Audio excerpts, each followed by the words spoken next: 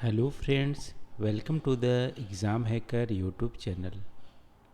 दोस्तों, आज यहाँ पे हम लोग क्या डिस्कस करेंगे। आज यहाँ पे हम लोग जो माउंटेन बिल्डिंग्स की जो हमारी थ्योरी है होम्स के द्वारा, ठीक है। तो होम्स के द्वारा जो माउंटेन बिल्डिंग की थ्योरी है उसको यहाँ पे हम लोग डिस्कस करने वाले हैं। तो दोस्तों, अभी तक हम लोग माउंटेन्स जो हमारी बिल्डिंग की थ्योरी दो ऑलरेडी डिस्कस कर चुके हैं। एक हमारी कोबर की जियो सिंक्लाइन थ्योरी और दूसरी हम लोग डिस्कस किए थे प्लेट टेक्टोनिक्स थ्योरी, कैसे एक्सप्लेन करती है कि माउंटेन बिल्डिंग हमारा कैसे होता है।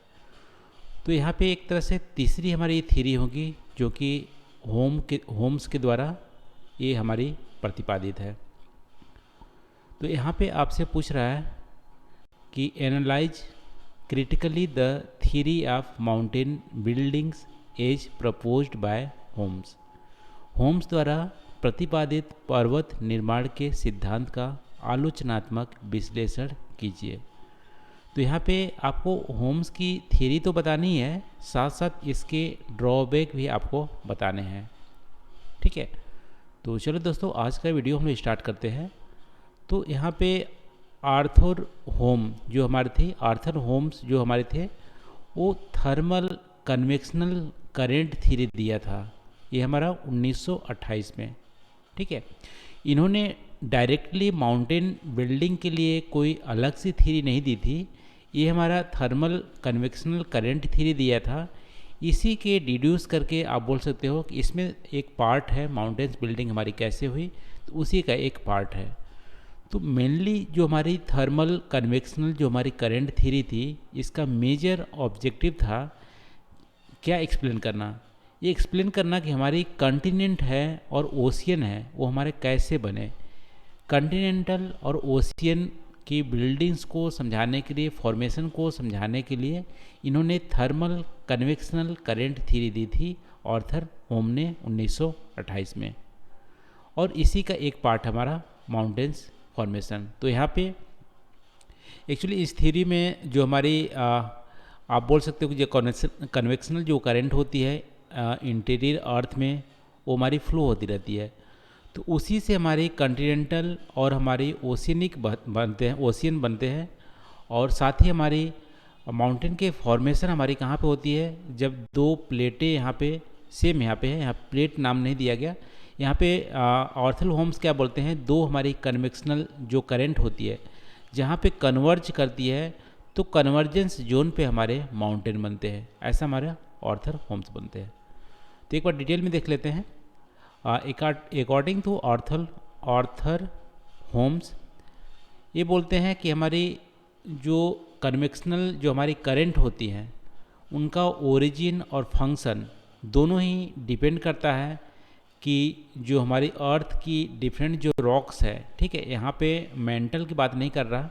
यहाँ पे आर्थर होम्स बोलते हैं कि जो हमारी रेडियो एक्टिव एलिमेंट्स है हमारी रॉक में, उनका अनइक्वल डिस्ट्रीब्यूशन होने के चलते एक तरह से यहाँ पे कन्वेक्शनल करंट हमारी फॉर्म होती है अर्थ में। और कन्वेक्शनल जैसा कि हम जानते हैं कि अर्थ हमारे क्या है, अर्थ इक्वेटर के पास हमारा बल्कि है, बल्ज है यहाँ पे, ठीक है। ज़्यादा उसकी थिकनेस है क्रस्ट की। तो यहाँ पे होम्स ऐसा मानते हैं कि जो हमारी इक्वेटर है वहाँ पे जो अर्थ की क्रस्ट है उसकी थिकनेस ज़्यादा है। इस थिकनेस ज़्यादा होने के चलते कन्वेक्शनल जो करंट होते हैं वो हमारे इक्वेटर के नियर में राइज करते हैं, ठीक है। यानी कि ऊपर उठते हैं इक्वेटर के नियर में। और ये चूँकि हमारा जो पोल्स है, अर्थ की जो हमारी पोल है वहाँ पे थिकनेस क्रस्ट की कम है, इसलिए वहाँ पे सिंक करते हैं। तो ऐसे हमारे कन्वेक्शनल करंट बनते हैं, इक्वेटर पे हमारी राइज होती है और पोल्स पे हमारा सिंक करते हैं। तो इस तरह से बहुत सारे कन्वेक्शनल करंट हमारे अर्थ के इंटीरियर में फ्लो होते हैं। अब डाइवर्जेंट जो हमारी कन्वेक्शनल करंट होते हैं वहाँ पे बोलते हैं कि वहाँ पे हमारी क्या होती है कि वहाँ पे ओशियन या सी हमारे बनते हैं। तो डाइवर्जेंट हमारे जहाँ भी कन्वेक्शनल करंट होते हैं वहाँ पे हमारी सी या ओशियन बनते हैं। कन्वर्जेंस जोन पे हमारी क्या होती है, क्रस्ट एक दूसरे पे चढ़ती है, तो हमारे यहाँ पे माउंटेन्स बनते हैं। ऐसा हमारा होम्स बनते हैं। और जो भी माउंटेन्स की हमारी बिल्डिंग होती है वो 3 स्टेजेज में होती है, ठीक है। 3 स्टेज में होती है। यहाँ भी इनिशियल स्टेज यानी पहली स्टेज में चलो इसको इमेज की सहायता देख लेते हैं।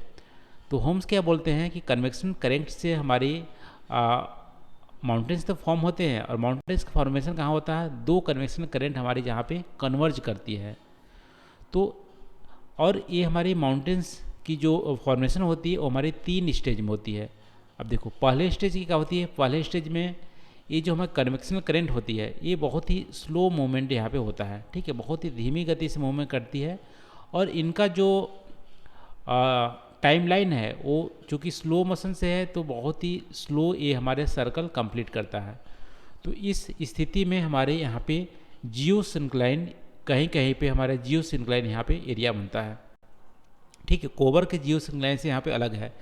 तो यहाँ पे कन्वर्जेंस यहाँ पे दो हमारी होती है, वहाँ पे जियो सिंक्लाइन एरिया बनता है, यहाँ पे रिजिड मास से यहाँ पे बन जाते हैं और एक तरह से डिप्रेशन यहाँ पे फॉर्म होता है। ये हमारी फर्स्ट स्टेज हो गई माउंटेन्स की फॉर्मेशन की। दूसरे स्टेज में जो हमारी कन्वेक्शनल करंट की जो फ्लो यहाँ पे मूवमेंट की स्पीड है वो हमारी बहुत ही तेज हो जाता है, ठीक है।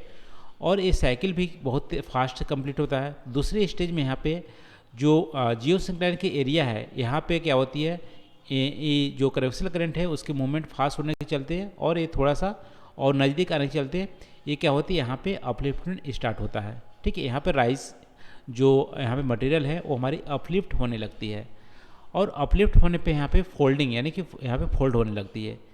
तीसरी स्टेज में यहाँ पे यही जो हमारे ओवर द टाइम क्या होती है, जो फोल्डिंग होती है ये हमारी फोल्डेड माउंटेन में एक बड़ा सा माउंटेन का रूप ले लेती है। तो ये हमारी 3 स्टेज होती है हमारी आर्थर होम्स के द्वारा माउंटेन्स कैसे फॉर्मेशन होता है।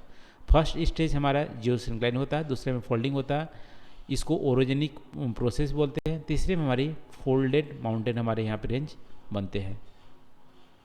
तो ये हमारा हो गया आर्थर होम्स का। अब इसको इवेल्युएट करेंगे कि हमारी कितनी हद तक हमारी सही है। देखो आर्थर होम्स का जो माउंटेन बिल्डिंग का जो भी थ्योरी है वो टोटली डिपेंडेंट है यहाँ पे कि कन्वेक्शनल करंट कैसे फॉर्म होते हैं, ठीक है। और इन्होंने बोला कि रेडियो एक्टिव जो एलिमेंट्स होते हैं उसके द्वारा कन्वेक्शनल करंट हमारी फॉर्म होते हैं। लेकिन ऐसा कोई साइंटिफिक एविडेंस या हमारे पास डायरेक्ट ऐसा कुछ हमारा सोर्स नहीं मिला है कि हमारी कन्वेंशनल करंट कैसे फॉर्म होती है, उसका ड्रिफ्टिंग फोर्स क्या है, ऐसा कुछ भी हमारे पास नॉलेज नहीं है। तो टोटली एक तरह से हमारी हाइपोथेसिस जैसा हो गया है, ठीक है।